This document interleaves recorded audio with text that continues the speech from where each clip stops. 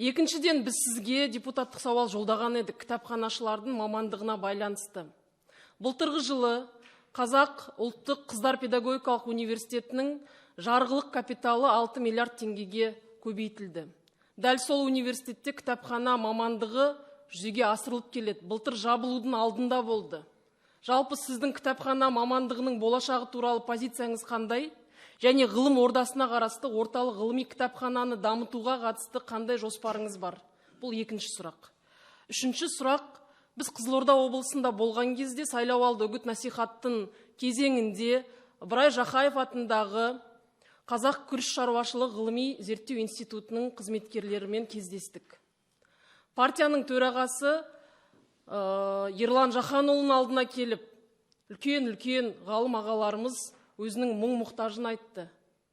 Сізден біз сол кезде есеп сұраттық. Сіздің